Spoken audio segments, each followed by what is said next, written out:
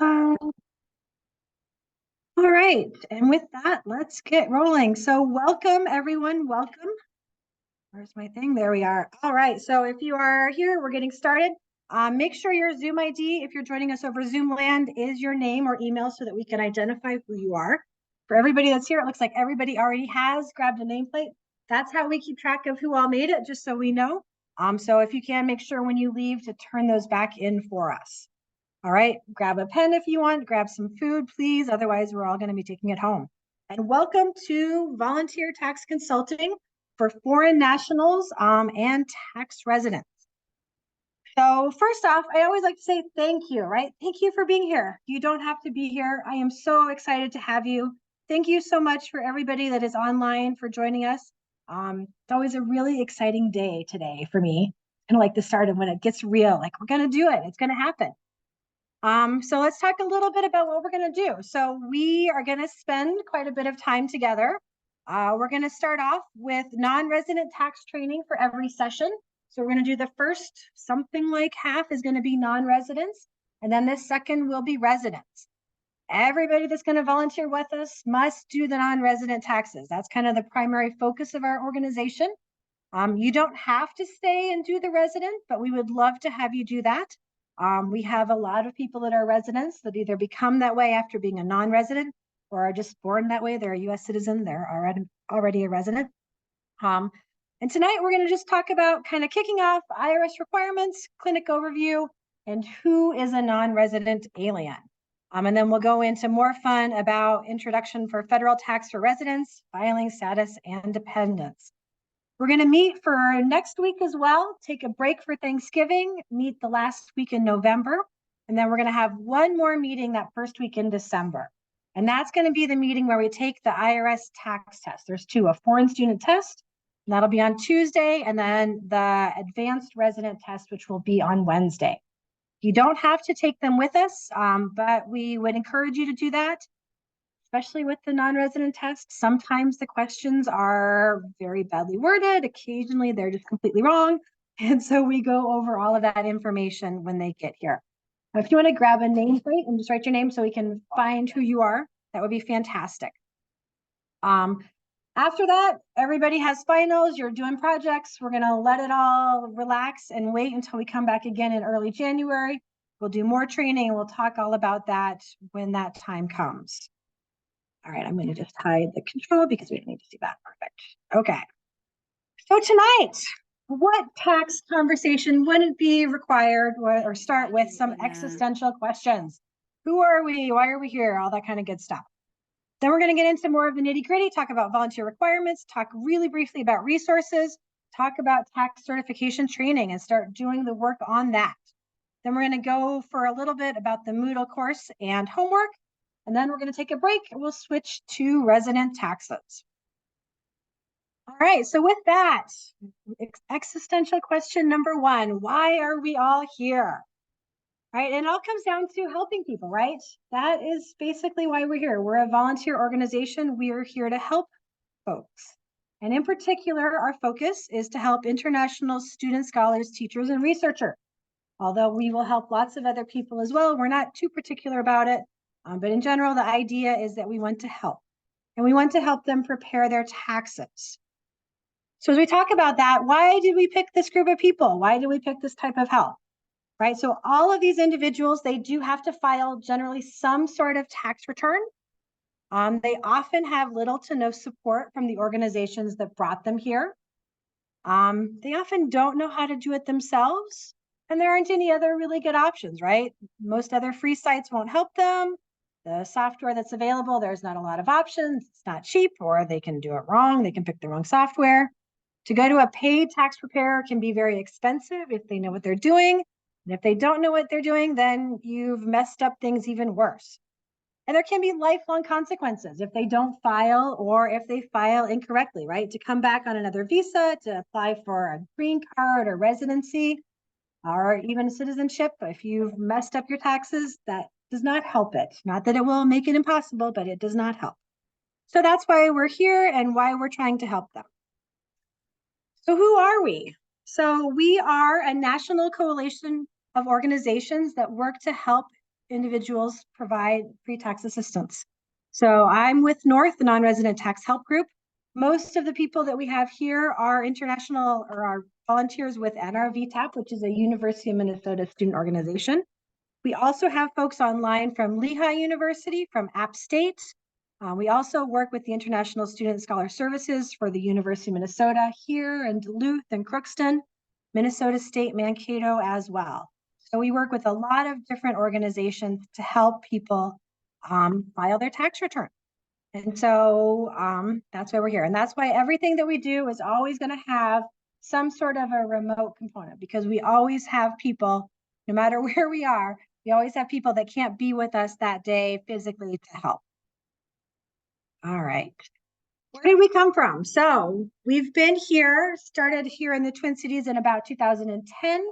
We've had various iterations working with different student groups, and basically have been growing ever since. And just to kind of give you a little bit of background about last year, it was, I think, a spectacular year. The team did a fantastic job. We had 46 trained volunteers to do non-resident and resident returns. We supported over 3,200 members at our site. We had almost 30 clinics, 7 office hours, over 600 hours of volunteer support.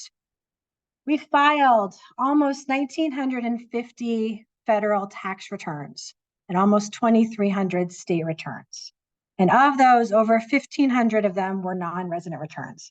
That makes us the biggest non-resident return filer in the VITA program, so in the world, basically, which is super exciting. And we're gonna keep on going from there. We helped put over $1.25 million back in people's pockets, right? That's real money that they use to go on a spring break vacation, hopefully if you did, otherwise pay rent, buy groceries, pay tuition, all those kinds of good things. And then we supported individuals at 102 different schools in 23 states and 13 countries. So some people still have to file even after they go back home to their home country. We help them as well. And these are some of the big names of who we helped with. So from all of that, the next question, right, is where are we going? So our plans for this year, so we want to expand who we support. Last year, we said you had to have a school email. This year, we've expanded it to say school, nonprofit, or government email, because there are a lot of J1 researchers that can work for nonprofits and for government organizations. We're adding official schools that we are supporting, including Mankato State and Bemidji.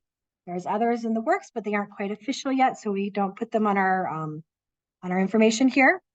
We're working to add additional states, right? To everybody here, lots of folks at the University of Minnesota and other schools, they have fabulous internships. They go out and work in California or down in Florida or Texas. And if you're in California, you have to file a California return. Florida and Texas, we don't. But there's lots of other places that they need to file returns. So we learn to do those state returns to help them as well. Our goal for the year is a pretty big goal, but I think we can do it, which is 2,500 returns. So we've got a lot of work and a lot of fun ahead of us. And in addition to expanding the support, we also want to better enable students to do their returns, right? You know, if we think about this, we're not just doing it for people. What we would really like to do is we would like to help them do it themselves so that next year they can do it without a lot of help. And then we can go on to help educate somebody else and continue to spread the knowledge about international taxes around the world and let everybody do it for free. At least that's the grand idea. So along those lines, to do that, we've got various improvements that we've got planned for our online tools that will help everybody do that. All right, and you guys will get lots of practice with those tools.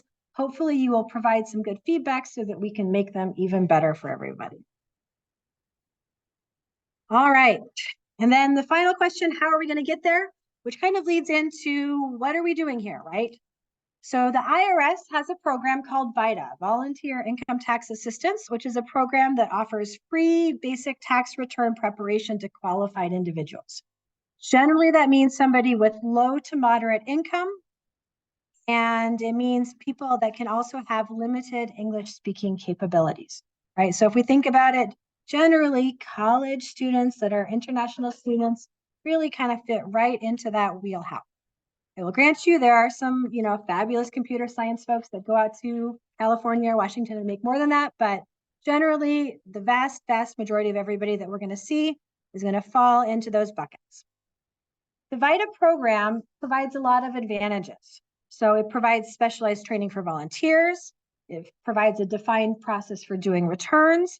It provides support from the IRS. So if we ever have a question or we have a problem, I have a contact. I have several contacts that I can reach out to and get help to answer questions about whatever we've got going on. And then as a part of this, we also get volunteer liability protection, right? So as long as you're doing your job within the scope of the program, if something goes wrong, the person who had some problems can't come back and sue you, right? You're protected because you followed the program and the process.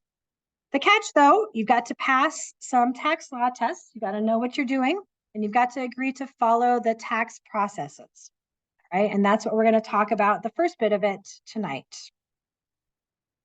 All right, so for our clinics, so I think I already mentioned this briefly, but I'm going to talk about it again. So we basically have two volunteer paths, right? The general tax volunteer, which is non-resident taxes only. You've got 3 tests that you got to pass: the standards of conduct, the take interview and quality review, and then the foreign student test. And if you want to be an advanced tax volunteer, you got those 3, plus we take the advanced resident test, all right? You don't have to decide right now, but we do want you to think about it and decide. I guess you'll get to decide in about an hour and a half if you stay or if you go. A couple things to know about the tests, right? So the tests are open book, open note, open computer. There is no time limit on them, right? This is not trying to shove it all into your brain and memorize everything. You can use lots of resources, but we would say not using your friends' resources, right? This has got to be your doing it.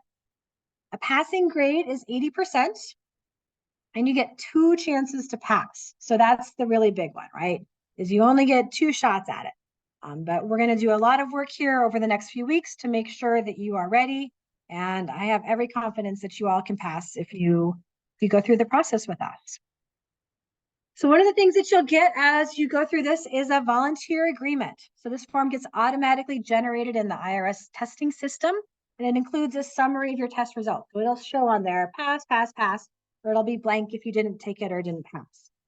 One of the things that we need to do is that we have to verify your information on your volunteer agreement against a government-issued photo ID. It doesn't have to be a US government ID, it just has to be a government ID. So a driver's license or passport is perfect. The name on your volunteer agreement must match the name on your government-issued ID. The reason why is that there are a few people out there, some very naughty people, who use the VITA program as a way to steal money from people, get personal information so they can steal identities. And so the IRS does have a volunteer registry of people that were naughty and that cannot participate in the VITA program. I feel very confident you are all most likely not on that naughty list, but we do need to check everybody just to make sure. And then you're going to sign that electronic agreement, the volunteer agreement, and send us a copy, and then send us a copy of your ID. We can do that in person, or you can send it to us electronically, however you want. Either way works just fine. And we'll go through that in more detail when we get to the point where we have test results. All right, so let's talk about your role as a volunteer, right? So we don't expect you to be an expert coming out of this, right? But we do expect that you're going to become good at finding information. We also expect that you're going to use trusted sources of information, such as the IRS website. Google is not a great tax advisor. ChatGPT is probably also not a great tax advisor. So we're going to stick with our recognized sources. And you are expected to ask for help when you don't know, right? Especially coming in to start, right? Everybody doesn't know stuff, right? I sure as heck didn't know any of this stuff for when I first started. But as you go, you learn and you build that knowledge and you go forward.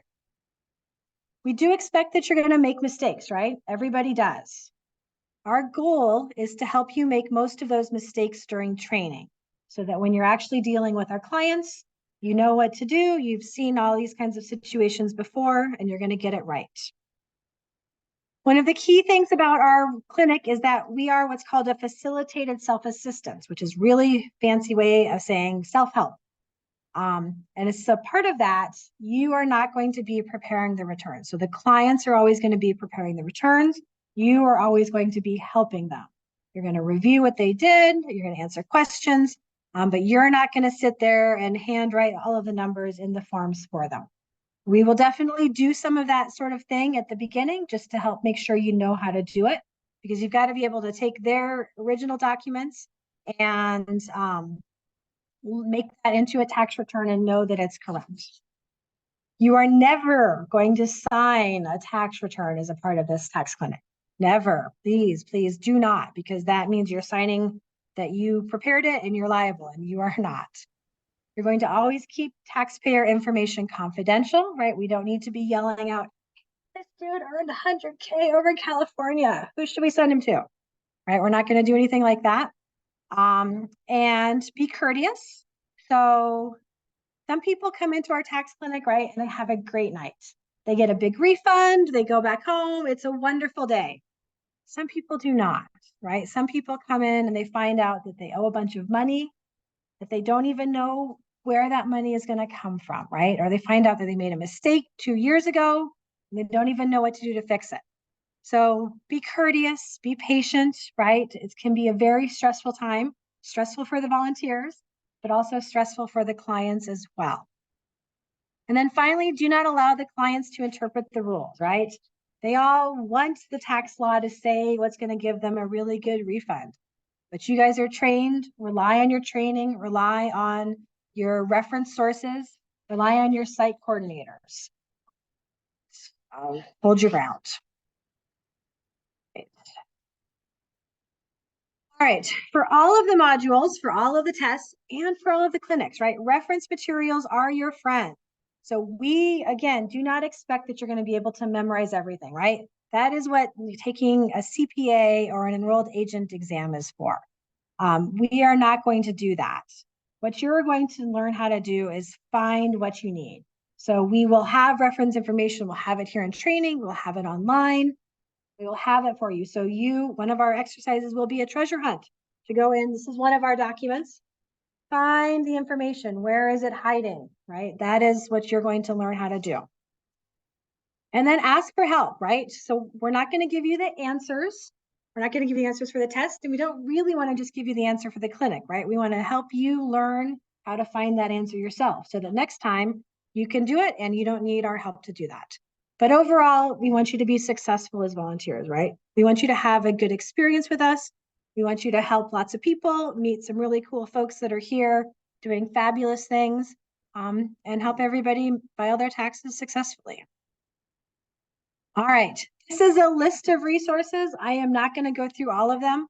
You will see lots more about all of them later on. And we will also have links to all of the reference sources on the online course, the Moodle course. So as you need these resources, we'll plug those into the Moodle course there as well. All right, one of the main resources though that I will mention is what's called Link and Learn. So Link and Learn is the IRS testing program that uses our tax certification tests. They are coming out with a new version. This is the announcement that is on their webpage. I will admit, I have never seen an IRS webpage that says something about an awesome new link. So it does make me a little nervous about it, but hopefully in a week we will find out and it truly will be awesome. I hope. I do indeed hope. Maybe it won't, well, it'll be okay. You know, it'll be what it'll be and we'll all make it through together. All right. Moving on to the next one. All right. Do we have any CPAs or enrolled agents here? So if we do, you can get continuing education credits for your volunteer work here with us. So if you are one of those, if you have that credential, please just send an email and we can make sure that we get your form filled out so you get those credits. I think it's 16 credits or something like that. So it's a pretty good deal. All right. With that, before we go on, I'm going to pause for a second before we start the standards of conduct. Does anybody have any questions? Any questions in the online world?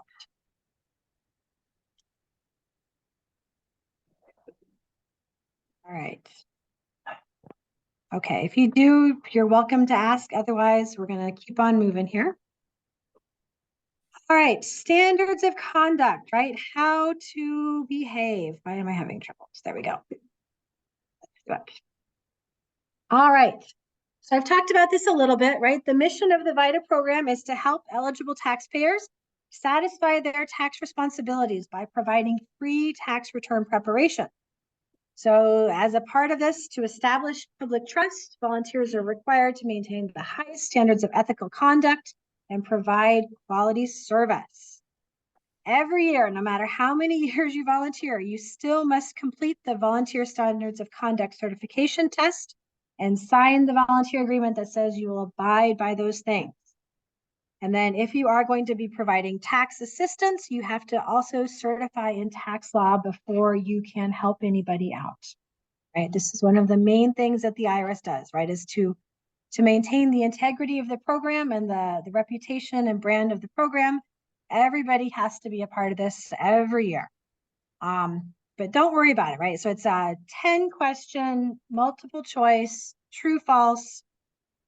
You have all of the time in the world, all of the resources that you need to answer all of those questions. All right.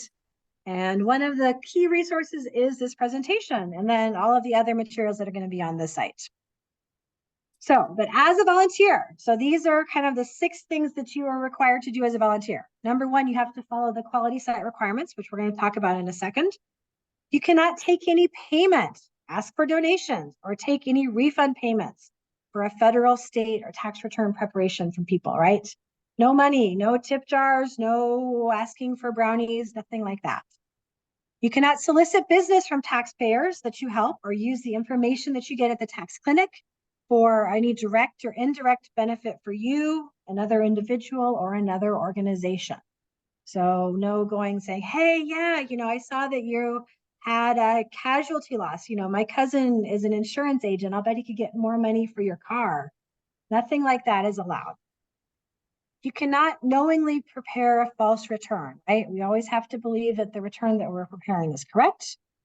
You cannot engage, I love this, in any criminal, infamous, dishonest, or notoriously disgraceful conduct or any conduct that is deemed to have a negative effect on the VITA TCE program. And then finally, you have to treat all taxpayers in a professional, courteous, and respectful manner. Mm-hmm. These are the quality site requirements. So these are the kind of high-level processes that all of the VITA program sites have to follow to make sure that good, accurate returns are prepared.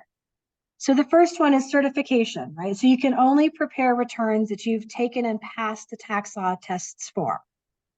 You have to follow the intake, interview, and quality review processes. You have to confirm the identity of who you're helping with a photo ID or a taxpayer identification number. You have to have access to reference materials. You have to sign your volunteer agreement. You have to do timely filing, which means April 15th, 2024 is the deadline for our folks. So we need to make sure they file on time. The civil rights of everybody that comes to our tax clinic are protected. So we have to post a notice about how somebody can report if we are naughty and don't do that. All returns have to have a site identification number associated with them. That way the IRS knows who helped them. That's how we count towards our 2,500 number. And that's how they would know if there are lots of problems and lots of returns that are incorrect. They could come back to us and say, gee, Maria, you're doing a terrible job training. There's all kinds of mistakes. You guys need to make some improvements. An electronic filing identification number is a similar thing. It's just used for electronic filing rather than a paper number.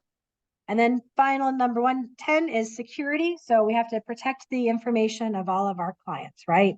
It's very private and personal information. So we want to make sure no documents get left behind, that we keep whatever we're talking about with them in a low confidential voice. All right. Terrible things would happen if you did not comply with these standards. Basically, you would not be able to volunteer with us. You could be put on the naughty list and you wouldn't be able to volunteer in the future. If it was bad enough, it could get our entire site shut down, which means that we would not be able to help anyone at all. Yes, and theoretically, if you are really, really, really naughty, there could be potential criminal behavior. So basically, there have been issues in the past. I don't think that we would have anything like that. But these processes are in place to help protect everyone to make sure that it doesn't happen again. All right, if something unethical is discovered at a site, generally the site coordinator, which is kind of a person that's in charge of the tax clinic at our sites, they're all going to wear a red t-shirt like this.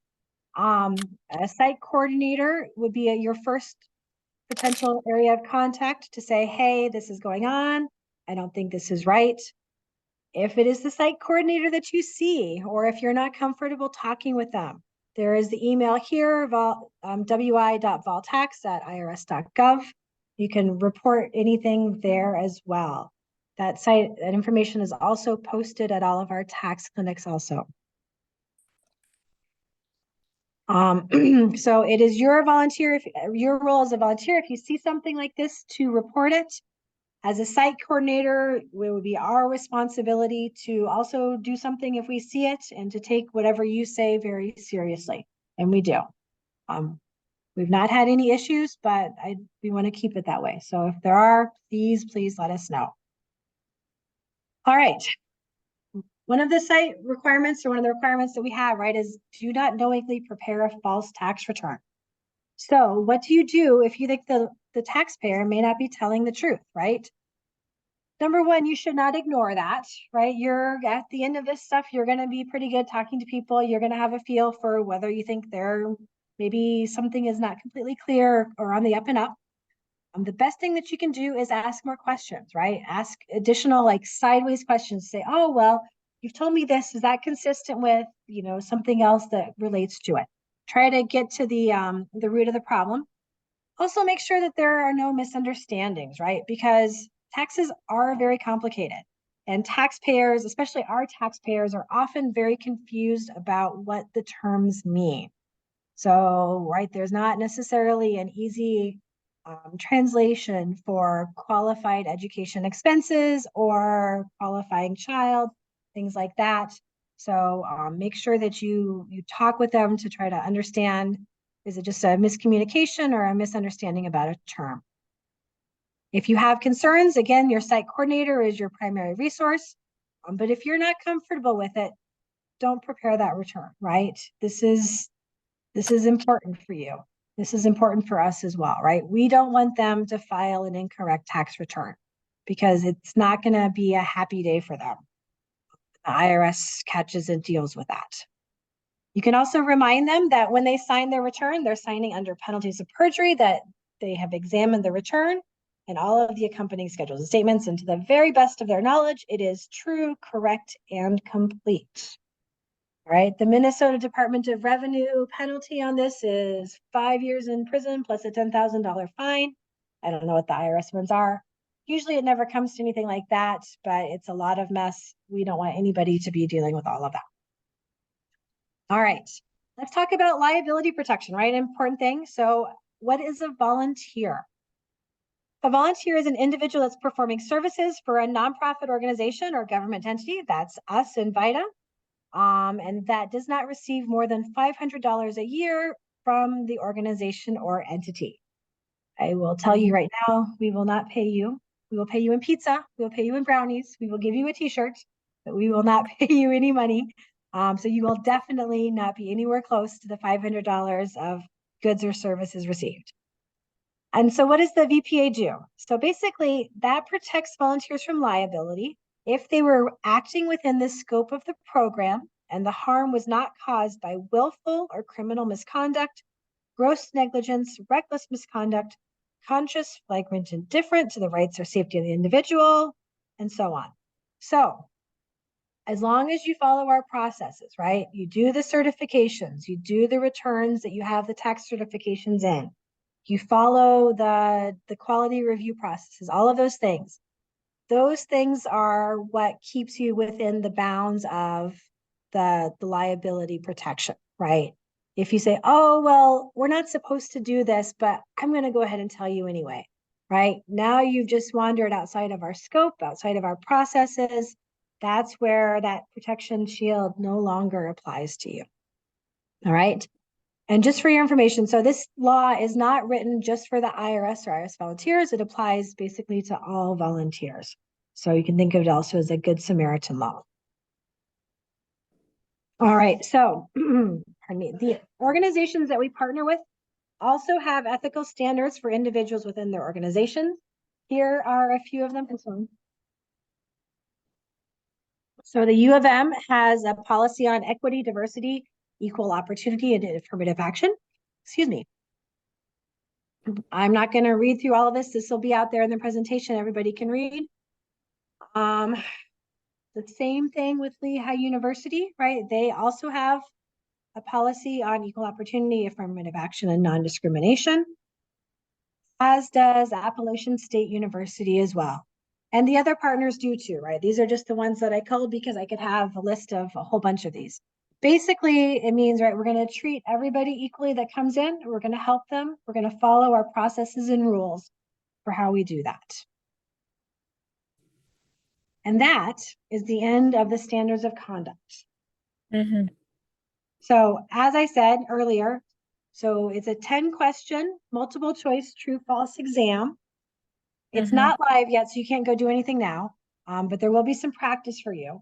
So as you answer those questions, right, just think about like what is the most correct, most upstanding and ethical thing that I could do. And that will generally always steer you right for that. All right. Any questions online? All right. Fabulous. We'll go back to share. We'll go hide again. Whoa, I had the wrong thing. There we are. Okay, let's talk about the intake, interview, and quality review test. Okay, so there is an IRS publication. There's a couple IRS publications. Here's the link to it. The link is going to also be out on the online course. The really big thing that you should know about this test, the training and the test are focused on resident site forms and the traditional tax return preparation process. We are kind of like on the other side of the world. We're focused on non-residents and we're focused on a non-traditional, still VITA, still approved, but non-traditional process. So for the purposes of this test, we're going to focus on, you need to think about how would it be done at a traditional VITA site for a resident tax return. So let's walk through kind of what that process looks like. Generally, to start the process, a client would make an appointment, right? Sometimes they just have walk-ins and you just show up and you get in line and you wait. Other times you make an appointment, you come in, you bring all your paperwork with you. You fill out, as a client, you fill out an intake form. It's a 13614C if you're a resident or a 13614NR. However, when you think about it in the context of the traditional site processes, right? The 13614C must always be completely filled out first before you try to start doing the return to make sure that all topics such as income, deductions, and credits are considered. The tax volunteer would take your intake form. They would walk through it with you to make sure it's all completely filled out. They'd verify your identity. We'd talk about things to make sure we have all of your documents. Make sure that the volunteer has the certifications needed to prepare your return. This is where you would ask a thorough interview questions, clarifying questions, right? Oh, you said you have a child, but you know, I don't see any child care expenses or education expenses. Did they live with you? All kinds of things like that. Then the tax volunteer would manually enter all of that information into the tax software. They'd use the intake form and all of the supporting documents that the taxpayer brought. A second person, a quality reviewer, would come over and they would review everything that the person did. They'd go through the documents, they'd go through the intake form, they'd check the return to make sure everything looks correct. They make things, they make adjustments as necessary. One of the keys about the traditional process is that there are always going to be two sets of trained eyes on a return. What one volunteer does, another volunteer has to check. Once it's all checked, everybody says it's good. The client would sign their e-file authorization and consent forms, and the volunteer, the tax volunteer, would e-file the return. So that's kind of the traditional process. So it's a very one-on-one process that, you know, the taxpayer doesn't really have to know a lot about taxes, right? Because they just bring their stuff in, they say, here, go do it for me, please. And it works great. It works really well. You can do very, very good returns that way. What we use, though, is called facilitated self-assistance, right? So DIY plus help. So for us, the client requests access to the software. The client uses the software to enter all of their information and prepare their own return.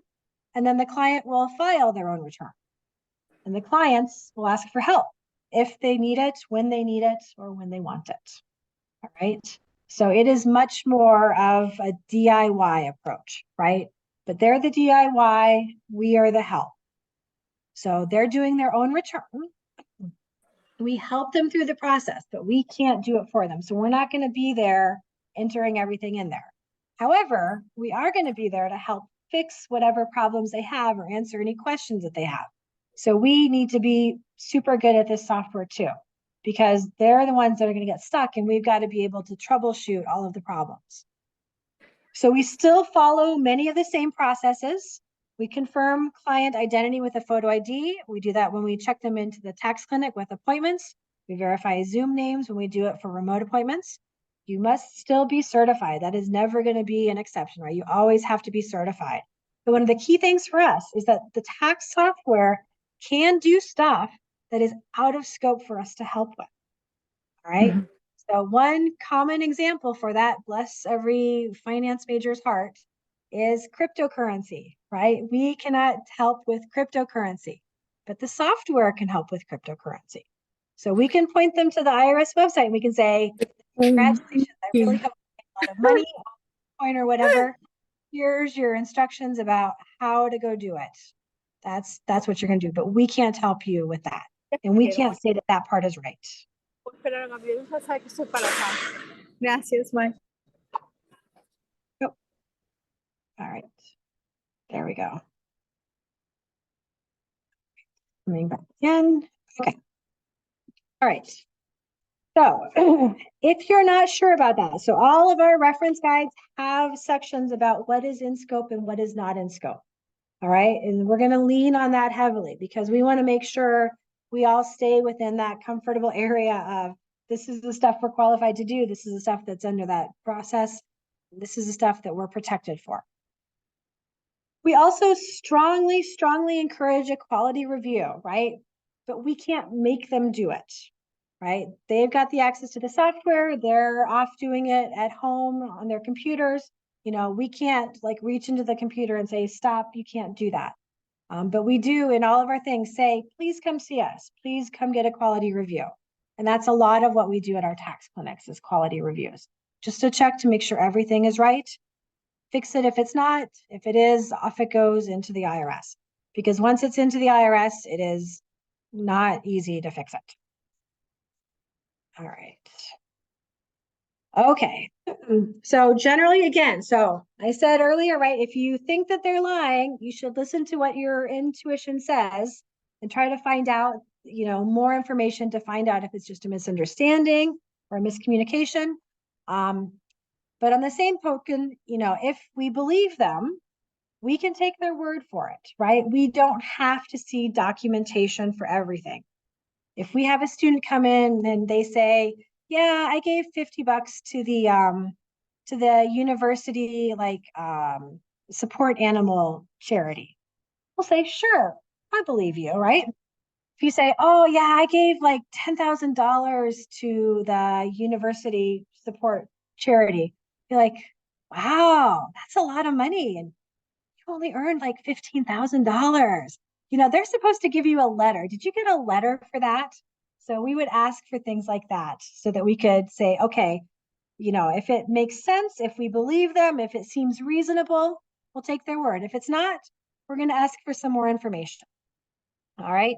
Again, but as a volunteer, right, it is your job to make sure that the returns are correct. If you're not comfortable, get your site coordinator, find a resource. You know, you are not required to do it. We never want to put anybody in a position where they feel like they're preparing a return that is incorrect.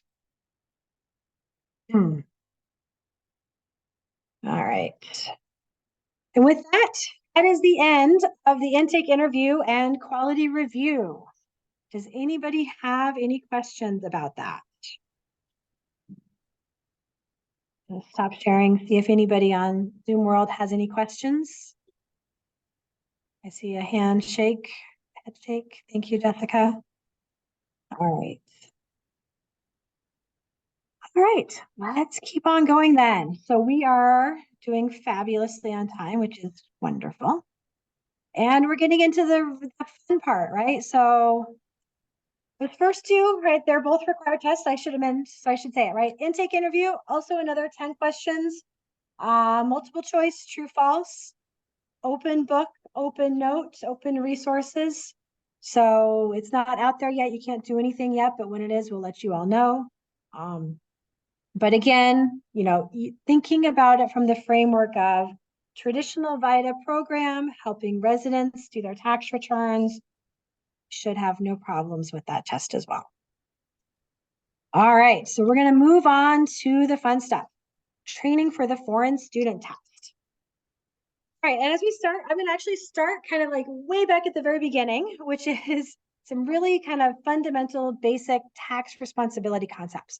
And the reason why we start here is because a lot of our clients don't know these, right? So this is why we need to kind of make sure, number one, that you guys all know this, and that you can kind of understand and explain why it is this way and why they need to know this. So taxes in the US, right? Big surprise, they work very differently than taxes in many other countries in the world. The idea behind the US tax system is voluntary compliance, right? So you choose to comply on your own, right? And the IRS will only come back and check on you under certain circumstances, but they are not making you or forcing you, at least not initially, to do your taxes. So it's everybody's individual responsibility to calculate and pay their own taxes. And then filing your tax returns, how you tell the IRS or a state tax authority what you have calculated. You may have to do this even if you don't owe any tax. You may have to do it even if you don't get a refund. It may have to do it even if it seems like it's a blank piece of paper that you're sending in for no purpose. And then ultimately, every taxpayer is responsible for the information on their returns. Ignorance, unfortunately, ignorance is not an excuse, right? You are signing it, you are responsible for it, right? And the IRS approach and sort of our approach as well, right, is a trust but verify. So along those same lines, just because the IRS accepted it does not mean that the IRS thinks that it's right. Getting a refund, so getting the money back, usually means that the return has passed through the first round of checks, but the IRS can and does still ask for additional information. Usually this will be a letter that they'll send to you saying, we need some additional information about your return. Please provide documentation of your contributions to the university's animal programs or whatever else they don't like or think is suspicious. Usually this is not quick. Usually this happens 2 years later, something like that. So it's always very inconvenient. So it's very important for people to keep copies of all of their documentation, right? Because that is a long time and everybody probably moves several times in the meantime. And then one final concept is the idea that a person, even if they have no legal relationship with the United States, if they are here physically long enough, they are going to get to pay taxes just like any other citizen or resident. But long enough is complicated. And so that's what we're going to spend some time talking about. We're going to talk about who is a non-resident alien. All right, so an alien, and this is unfortunately, this is the IRS term for it. An alien is anyone who is not a citizen of the United States, either by birth or naturalization. A resident alien is somebody that is taxed the same as the United States citizens. They are the ones that have been here long enough. Sometimes you can still get treaty benefits as a resident alien, but generally you're treated just like anybody else. A non-resident alien is somebody who does not have a green card. They're not a permanent resident. And they have not passed what's called the substantial presence test. This is the test that determines long enough. This test does not apply to an exempt individual. And IRS publication 519 has like a very long explanation on it, but we're going to go through the basics of it now. All right.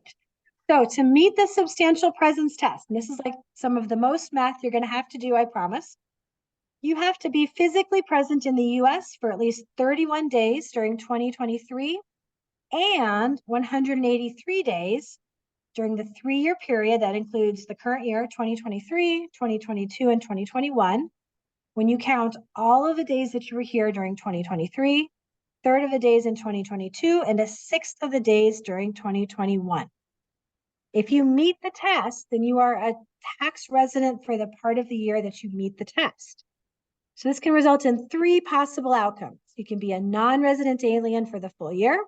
You can be a resident alien for the full year, or you can be in between. You can be a dual status alien, which means you're a non-resident for part of the year and a resident for part of the year. And this test is used every year to determine your tax residency. So if you are not a US citizen, you don't have a green card, every year you're going to use this test to say, am I a resident alien? Am I a non-resident alien? The results may not change, right? If you're living here all the time, you're going to always be a resident alien, but every year that same test would apply. So the common types of visas that we see at our tax clinic are F visas, which are students, M visas, which are occasionally we see them, which are vocational students, so not degree-seeking students, J visas, which are a lot of different things. They can be professors or research assistants. They can be students, trainees, teachers. They can be a bunch of stuff.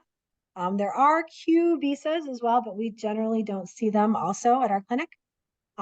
There's a link on this website here or on the page here. You can see all of these different kinds of visas, see more information about them.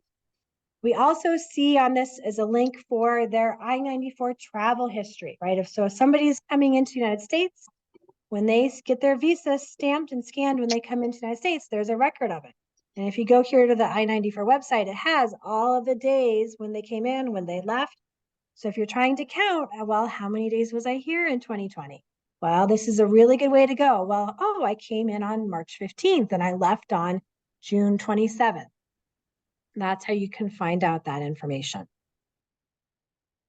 All right, now we get to make it even more complicated, right? I love non-resident taxes because it's always so finicky.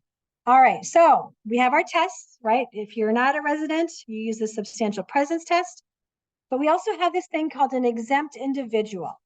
So an exempt individual does not count the days that they are here in the United States towards the substantial presence test. This is a really key thing, right? You're exempt from the residency test, but you are not exempt from paying taxes. So when I talked about back at the very beginning, I said, don't let the clients interpret the rules.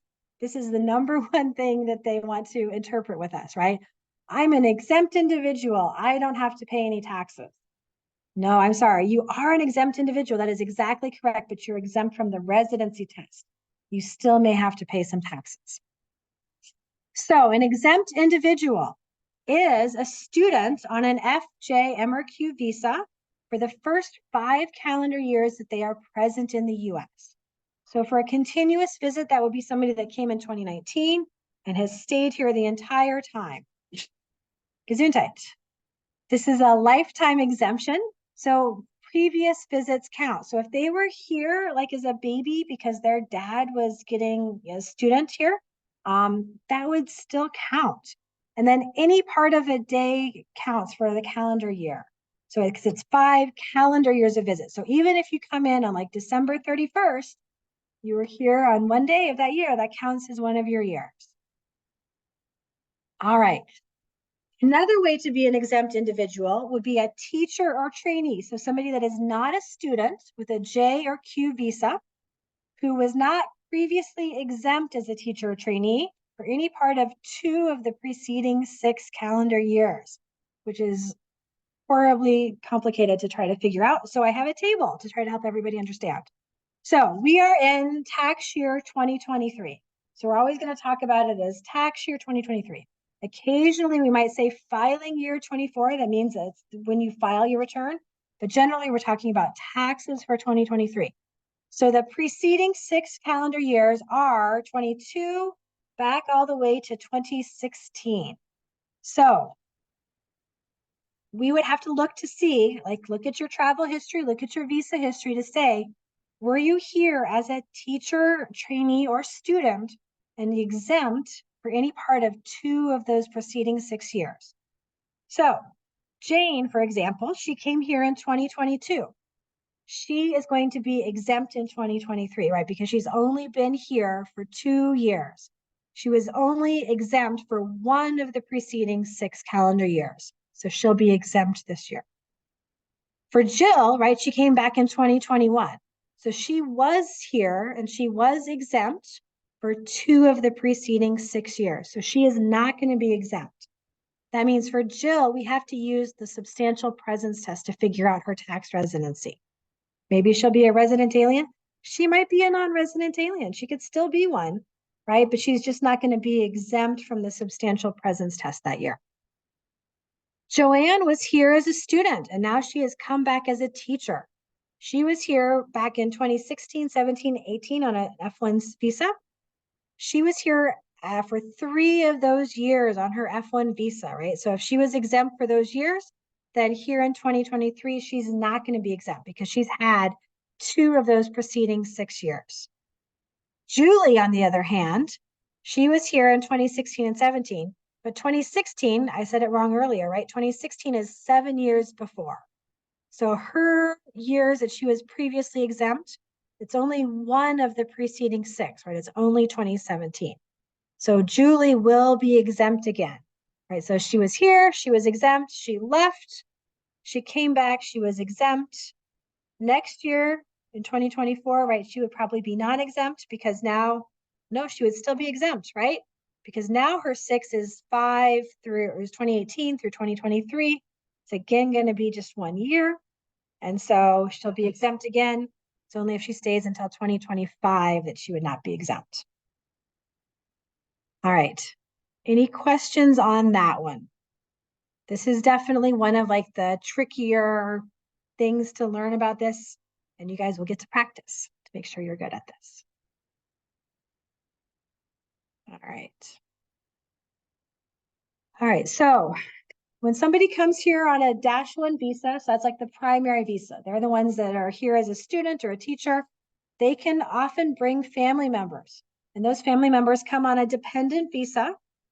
Tax dependency is not the same thing as visa dependency, but they will be here on a dependent visa on a -2.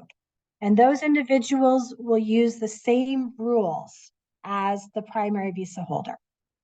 So that same 5 years or 2 years, 2 out of 6 years, it's not just following whatever that primary visa holder is. So if the F1, so if the J1 comes here, they're here for say a year and then their spouse follows them, they will have had 1 less year. And so they will probably not have the same tax residency that year following.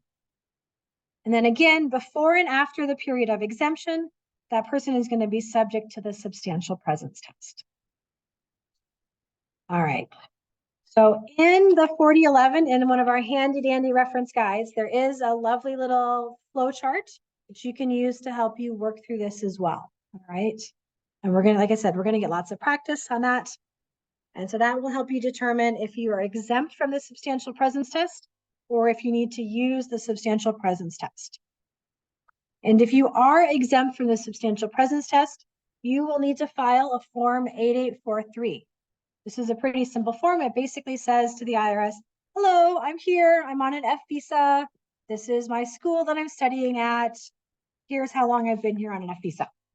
It's basically what it is. Same thing for teachers, except the school that they teach at. Again, we'll practice that later, but we're not going to practice that today. Okay, so who is then a resident alien, right? If we said, okay, if you are exempt, you don't use this test, who then becomes a resident alien? So if you are a student and you've been here for more than 5 years, and then you pass that substantial presence test, you will become a resident alien. Same thing for a teacher or researcher. If you've been here more than that 2 and 6, and you pass the substantial presence test, then you will also become a resident alien. If you are a non-resident or if you are a dual status alien and you're married to a resident at the end of the year, you can choose, you can elect is the official word, you can choose to be treated as a resident for the entire year. So that is a choice, and then you can be a resident alien. And there are good things and bad things about that, and we'll talk about those later. All right. I briefly mentioned dual status aliens, right? The idea is that for part of the year, you're a non-resident, part of the year, you're a resident. There are even more special filing requirements for those folks. Generally, it happens when somebody comes into the US and they pass the substantial presence test. This is not common with F students. This is very common for like an H-1B student or a H-1B visitor. So somebody that's coming in for a job. If they are an exempt individual and they get a green card, right? We have students that win the green card lottery. Yay, good for them. They now have a green card. If they were previously exempt, that would be a time when they could be a dual status alien for that year. Or it can be somebody that was here, right? They were here for 5 years, then they were on OPT for a year, and they finally leave after that final year. If they leave and they don't come back, then that final year, they would likely be a dual status alien as well. Dual status returns are out of scope for all IRS VITA tax clinics, which is good news for us because they're complicated. We don't have to worry about those. And we just have to make sure we can identify people that are in that case and let them know that they're going to need some other help. They're going to need some special help. All right. So with that, we are going to do some practice ones. And let's see if I can do my thing here. Where are they? Oh, yes. All right. Okay. So hopefully everybody that's out in Zoom world can see these, and everybody that's here. All right. So we're going to talk through some practice problems, figure out how well you guys are understanding this. So Sam is an F1 student visa holder. He came here in 2020. Do you guys think that he is a resident or a non-resident alien? If you're online, please answer. And then Sam's wife also came here on an F2 visa. She is not a student though. She is just here with Sam. Is she going to be a resident or a non-resident alien as well? All right, we're going to give everybody a couple of seconds on the poll. For those in the classroom, if you think that Sam is a resident, please raise your hand. If you think that Sam is a non-resident, please raise your hand. Ooh, look at that. Everybody's looking at the poll. What about Sam's wife? Resident? Non-resident? All right. Yes, everybody's doing very well on this. Everybody's doing very well. So Sam is a non-resident, right? So he's got 5 years to be exempt from the substantial presence test. I count on my fingers, right? There's no shame in it because it's convenient. I've got 5 and we count for 5 years. So 2020, 2021, 2022. Oh my gosh, I didn't update the slide. 2023. All right, we're counting to 2023. So even if he came in 2020 still, he is going to be a non-resident alien. Same thing for Sam's wife, right? It doesn't matter that her visa is a -2. She is also going to be a non-resident alien as well. All right. Let's go back to our next one. All right, we have Juanita. So she is a teacher here. She has a J1 visa. She came here on December 30th of 2021. She has stayed here ever since. She hasn't gone back home. Is she going to be a resident or non-resident alien in 2023? And then we have Joan as well. So Joan is here on an F1 visa, but she got married to Bob and Bob got a green card. So if they choose to file a joint return, is Joan going to be a resident, non-resident, or a part-year resident? All right. Everybody out in Zoom world, respond. Say what you think. Ooh, we're pretty evenly distributed. I like it. Very interesting. All right. What about here? What do you guys think for Juanita? Is she a resident? Raise your hand. What about non-resident? What do you think? All right. What about Joan? Resident? Raise your hand. Non-resident? Raise your hand. Part-year resident? Raise your hand. All right. Okay. All right, looks like we got most of the folks. And it's a pretty even split, right? And I did this on purpose because I want to make the point. And this exact thing does happen. It really does happen. We see it a lot. So Juanita, she came here. So she's a teacher. So she gets, if she was exempt in 2 of the prior 6 calendar years, she will not be exempt in the current year. All right. So she came in 2021. She came here on December 31st. That's her first year. She used 1 year for 2 days. She was here in 2022. That's her second year. All right. Now we're into 2023. She was exempt for 2 of the prior 6 years. So she is not going to be exempt anymore. She was here the entire year. And if you remember the math, it was all complicated, but it basically says if she's here 365 days, she's going to be a resident alien for that year.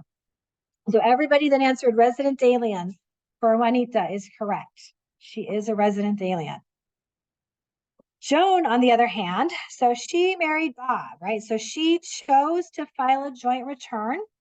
So if you choose to file a joint return and be treated as a resident, it's for the entire year.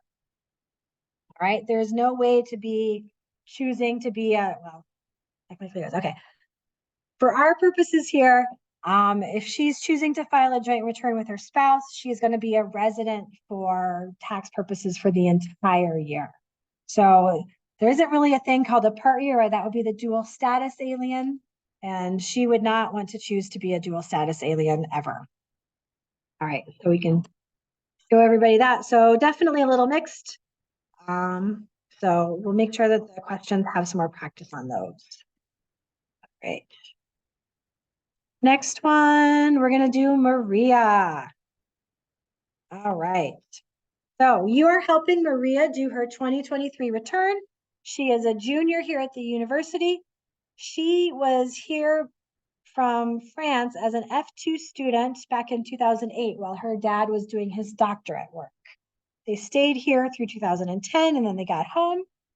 She came back as a J1 student now in 2021 and has not left. Is she going to be a resident alien or a non-resident alien? What do you guys think?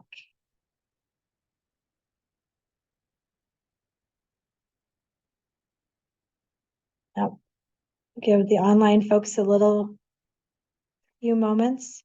What do you think here in the class? Resident alien, raise your hand. All right, non-resident alien. All right, that's okay. So she is a resident alien. Let's make sure I've got it right. So remember, lifetime visits count for student visas. So she was here in 2008, 2009, and 2010 on her -2 student visa. She came back here as a J1 student in 2021 and then 2022. So that's her 5 years of being exempt. Now in 2023, she's no longer exempt. We have to count her days under the substantial presence test to see if she's going to be a resident alien or not. She was here the entire year. She passes that test. She is a resident alien. Let's imagine that Marie had the terrible, terrible decision making to go home for Christmas. And she came back to the United States. Let's say she came back in March, right? She took the A term off. She was missing home. She stayed home for a while. All right. So she would have started the year outside of the US. She would have come in March.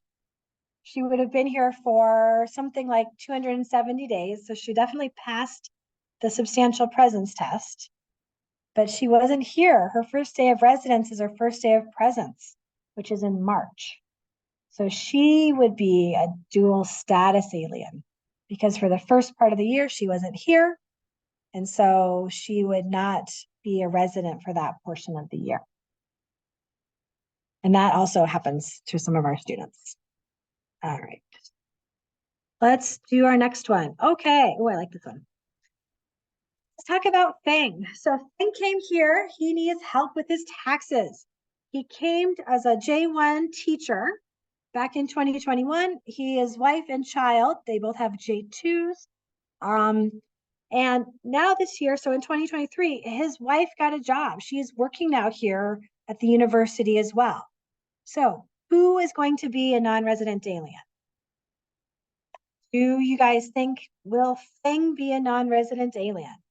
If you think he's a non-resident alien, please raise your hand. Resident alien, please raise your hand. All right. What about his wife? What do you think about her? Is she going to be a non-resident alien? What about a resident alien? Yes, that's right. We'll see what the folks online, give them a few more moments. All right, we've got a 50-50 split. All right, I'm going to end the poll and share the results. Okay, so Feng is a J1 teacher, right? So remember, we've got the two sets of rules for exemption. The students, whether they're an F1 student, so F1s are always students, an F1 student or a J1 student, they get 5 years of being exempt. All of the other J1 types, they get this 2 out of 6 rule. So he is a teacher, so he gets that 2 out of 6 rule. So 2021 is his first year, he's exempt. 2022 is his second year, he's exempt. So for 2023, he's been here the entire time. He is going to be a resident alien. So everybody that said resident alien was exactly correct. All right, next his wife. All right, so she follows the same rules that he does, right? So she came here in 2021, J1 teacher, J1-J2, pardon me, teacher, right? So 2021 and 2022, she was here all of 2023. So she is also going to be a resident alien as well. The fact that she is working has absolutely nothing to do with it. All right. So your federal tax residency does not matter with what income you might receive, what kind of job you might have, anything like that. All right. It's completely separate. Now, it could be that maybe you are not authorized to work. You know, if you have an F2 visa, usually spouses are not authorized to work. But from the IRS perspective, right, they don't care if you were working with legal authorization. They care that you had money that you earned. You need to file your tax return. All right. Wait, so J2 is authorized to work? Some J2s can be authorized to work, yes. F2, no. F2s are basically forbidden from working. So, yes. All right. Okay, one last one, and then we're going to wrap it up here. All right, we've got Felix. He's a resident of Denmark. All right, he came here as a teaching scholar. So that's basically somebody that's going to be here for probably 6 months, a year, something like that, as a J1. He came back in December 17th, 2021. He's been here ever since. On July 7th, he got notified that his green card application was approved. So happy days for him. And the green card would be issued on July 20th. All right, so what is his residency starting date? All right, and here's a couple of pieces of information to help you figure that out. So the first one, so if you meet the green card test at any time during the calendar year, but don't meet the substantial presence test, your residency starting date is the date that you are present as a lawful permanent resident, so the date that you have a green card. If you meet both the substantial presence test and the green card test, then your residency starting date is the earliest of the first day that you were here with either a green card or under the substantial presence test. Right? Okay, so let's think about this. So I'll walk you through it. So Felix, so he is here on a J1 non-student, right? So we use that 2 out of 6. He came here in December of 2021. So his exempt years were 2021 and 2022. All right. Do you guys think that he's exempt in 2023?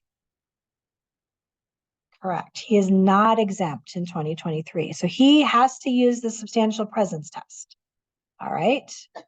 So, and he has been here ever since, right? So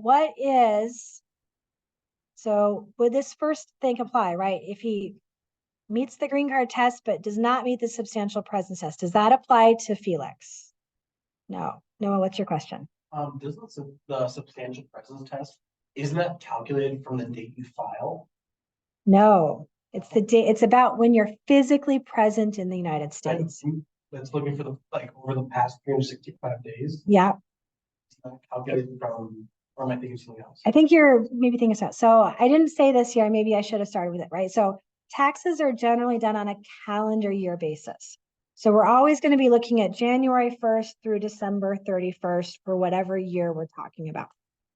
Theoretically, it's possible to choose a different year, but like for individuals, for people, they don't do that. That's something like businesses can do.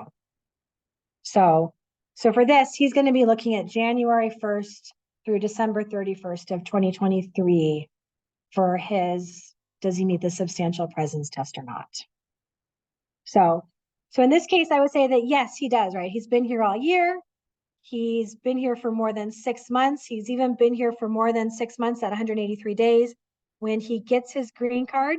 So he is going to meet the substantial presence test. So the second one applies, right? If he meets both the substantial presence test and the green card test, his residency starting date is the first day for either of those, which is going to be those two lucky folks that put it January 1st, 2023. Everybody following that one? Mostly, at least? All right. Okay. We'll do that. We'll share the results with everybody so you guys can see. All right. So yes. So the other thing to note is that if he had not been here that entire time, so let's imagine he came in December 2022, right? So he was still exempt during 2023. If that had been the case, then his first day of residency would be July 20th, because that's the first day that he got his green card. And that's the date that from then on, lucky Felix, he is automatically a resident from then on. Okay. All right. We're gonna stop, we're gonna stop, we're gonna hide. Maria, Yes. I have a quick question. It's Kathy. Of course, Kathy, go for it.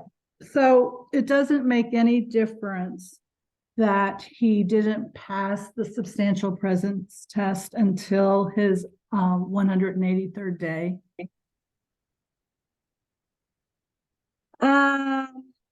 I would say no, right? Because he still passed the substantial presence test. Okay. Thank you. So yeah, I think it would be a fabulous question for our LITC folks to say, well, what if he got it on March 15th, right? When he hasn't passed the substantial presence test. But my question is very carefully designed so that he's passed it. Okay. Thank you. You betcha. All right. Do this, we'll do that. Here we go. Okay. All right. Any other questions? Yes. Yes. Resources or other places that you can suggest to the client, because we cannot really have. We cannot do that. We can send them to, so we can send them to the IRS website, right? They can find forms and instructions. We can send them to the universities like International Student Services. They might have some stuff, right? We're not in control of that, but we can't send them to anybody that like would charge. So we can't say, oh yeah, Maria, she knows that stuff. She could do it. We can't tell them that. So, all right. Any other questions? Any other questions online? Okay. All right. Well, that is the end of our non-resident tax training for today. All right. So we're going to take a couple of seconds and talk about Moodle and homework. We're going to break for about 5 minutes and then we're going to do resident tax training. All right. So everybody, I believe, should have gotten the invitation to Moodle. If you did not get it, please send an email to volunteer@nrtaxhelp.org and I will make sure you did. I think everybody got added to the course as well. Again, if you didn't, please let me know. I will make sure that we get you on there. I want to talk for just a second about like, why are we doing this, right? Why are we having training sessions? And then why are we also doing an online course? I mean, part of it is to give you access to all of the materials, right? We'll put the recording of this session out there. We'll put the links to all of the forums and publications and websites, all of that stuff in like one convenient spot. And then the reality, right, is that to be a successful volunteer, you need more practice than what we can do in these sessions. So unless we're going to have like a bunch of additional sessions, the best way to do it is to give you little bits and pieces of additional work in between our training sessions. So with this Moodle course, so participation is required. We do need you to do this, right? This is to get you ready to volunteer. This is to get all of those mistakes out of the way, right? We don't want you doing those to the clients. I want you to do those on me. We want you to be successful at passing the IRS tests. In the past, when we've done this, we see that the volunteers that do all of this work, they are much more successful at passing the test. They're much faster at passing the test, and it's a lot less stressful for them. We also are going to use this to help collect the required paperwork that we need. So that volunteer agreement, we're going to collect it through this. And you should note that we do use groups in here to customize the experience. So if you're with a Lehigh or one of our other groups, you might see that you're tagged as a Lehigh volunteer or an NRVTAP volunteer or whatever. So your assignment for the next week, we've got 4 modules that are open out there for you. There's a volunteer data. This is just like some basic information about you as a volunteer. We have to collect some of it just for dealing with you and interacting with you. Some of it's required information for our grant partners. The next one is standards of conduct. So it's a quick 5-minute or 5-question, hey, these should all be pretty easy if you were listening to me when I talked about it earlier. Intake interview, we've got some reference information out there and some practice questions as well. Again, use those references. This will give you a little practice in finding all of that stuff. That one's going to go live tomorrow. The module 3 and module 4 quizzes will go live tomorrow. Same thing for non-resident aliens, right? So there'll be questions about, am I a non-resident alien or not? Is so-and-so a dual status alien? What is their situation? Right, this is just to give you practice. Generally, right, these things should take you, certainly like the first couple should be less than 5 minutes, right? They're going to be super fast. None of these things should take you more than 10 or 15 minutes at the most, all right? So these are not a significant investment in time. They're just really helping you practice what you're doing and getting you ready for the tests. And of course, we'll let everybody know when the lymph node system is live. So theoretically, it's not going to be next week. It'll be like the day after. I'm going to test that awesome new system first before I unleash you guys on it, and we'll see what it says. All right. And with that, we would love to have you guys stick around and do resident training. If nothing else, just try it for a little bit, see what you think. Have some more pizza. There, I think, is a second brownie there if anybody wants some. We will start in 5 minutes, so at 7:55.